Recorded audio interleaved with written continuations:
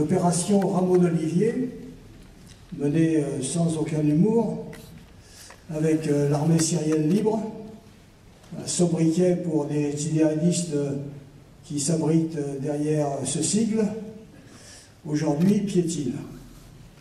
M. Erdogan doit être tout à fait en fureur, lui qui est à la tête de la 2e armée de l'OTAN, s'apercevoir que pratiquement un mois après le début, ces troupes, excellentes sur le papier, n'ont pas vraiment un pensée parce qu'elles ont affaire à des gens qui ont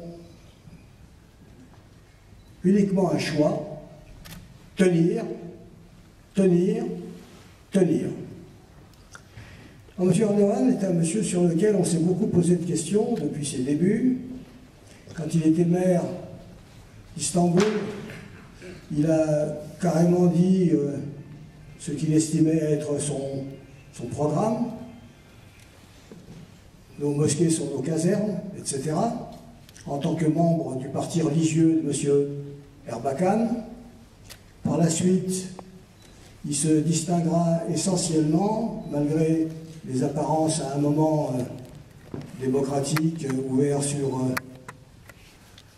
la région, avec son ministre des Affaires étrangères, M. Davutoglu.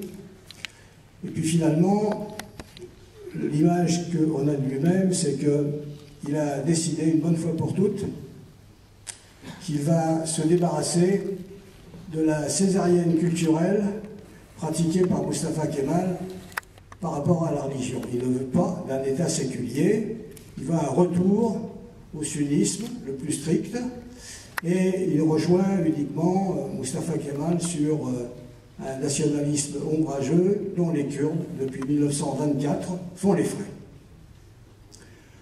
Alors, appeler le PKK un mouvement terroriste, d'ailleurs le classement a été fait par George W. Bush au lendemain de la décision de s'embarquer pour la guerre d'Irak, c'est-à-dire que tous ceux qui étaient dans l'autre camp, c'est-à-dire tous ceux qui étaient opposés aux alliés des États-Unis, étaient terroristes.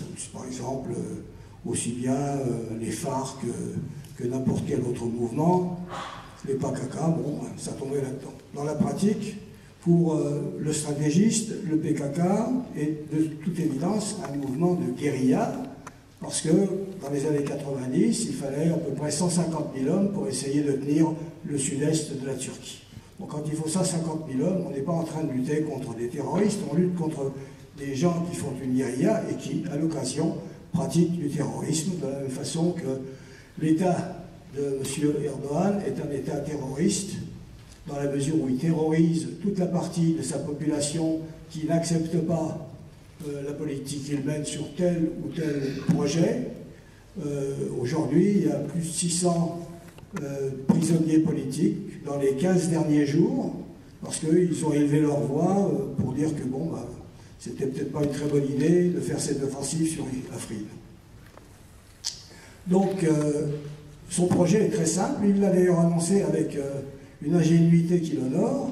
Il a dit voilà, on va se débarrasser des combattants kurdes, et ensuite, on va expulser la population kurde, et on va rendre Afrin à ses habitants originaux, c'est-à-dire les Syriens de l'armée syrienne libre, qui sont des djihadistes.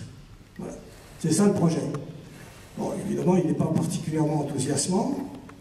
Il faut voir les choses telles qu'elles se présentent, et pas seulement telles qu'elles soient. Et il va probablement y arriver, malgré qu'il est dans une position qui est assez mauvaise, qui est respective. Les Russes sont consentis à quitter Afrin parce qu'il y a eu une négociation. Qu'est-ce que les Russes ont payé? Il a dit que le régime de Bachar al-Assad, on ne touche pas à rien. Ce régime est nécessaire à son avis circonstanciel que la Russie. Et puis pour le reste, se vante lorsqu'il dit, en réaction bien sûr de son extrême droite, parce qu'on a encore des gens qui sont extrême droite, ultra-nationalistes, les Américains ne veulent pas que nous allions à Manbij, et bien nous allons aller à Manbij. Je souhaite bon vent s'il y a rien à faire.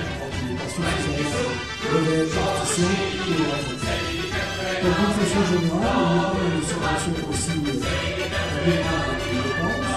qu'est-ce qu'il joue? Il joue essentiellement non pas la carte régionale, parce que finalement, qu'est-ce qu'il a réussi sur le plan régional? Est-il l'allié de l'Égypte? Non, puisqu'il soutient, lui, les frères musulmans. Est-il l'allié d'un quelconque de ses voisins? Aucun. Il est venu se rabibocher en France, avec le seul dirigeant capable de l'accueillir, pour lui dire d'ailleurs qu'il n'était pas question de rentrer dans l'Europe, mais qu'un partenariat était souhaitable, c'est une proposition raisonnable. Après avoir traité certains membres de l'équipe dirigeante d'Allemagne de nazis, sous prétexte qu'il n'a pas pu aller faire de l'agitation propagande comme il l'a fait il y a de ça 2 ou 3 ans, en déclarant devant un parterre de Turcs dont certains sont devenus allemands et d'autres pas encore, que l'assimilation était un crime contre l'humanité. Je suppose que dans la section crime contre l'humanité, il en connaît un bout. Donc d'une façon générale, ce qu'il vient d'entreprendre isolé, et qui profite évidemment de, comment dirais-je, de la passivité américaine, qui ne s'est guère manifestée. Après tout, rappelons quand même qu'il a décidé d'attaquer Afrin au lendemain de l'annonce par les États-Unis que les Américains allaient former 30 000 YPG et FDS, membres en quelque sorte de ceux qui se sont coltinés les djihadistes au cours des 2 à 3 années passées. Donc voilà la situation telle qu'elle se présente. La seule chose sur laquelle je n'ai pas d'interprétation, c'est cette nouvelle qui vient de tomber aujourd'hui, selon laquelle M. Bachar el-Assad a déclaré que ses troupes vont entrer à Afrin. J'ai écouté ce que dit le ministère des Affaires étrangères turc. Il a dit s'ils viennent pour écraser les YPG, enfin les terroristes, ben, ils sont les bienvenus, et s'ils viennent pour essayer de nous dissuader d'y être, eh bien on les attend. Donc voilà. Merci.